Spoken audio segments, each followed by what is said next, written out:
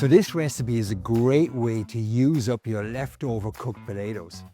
What I'm going to be doing is, instead of pastry, I'm going to be using these as a base to create a beautiful crusty potato tart, and then add in all my vegetables too. Instead of pastry, we're turning cooked spuds into a crispy golden tart base. While that's baking, soften whatever vegetables you have in the fridge. It's all about flexibility. Eggs, milk and creme fraiche make a light, creamy filling, finished with grated cheese on top.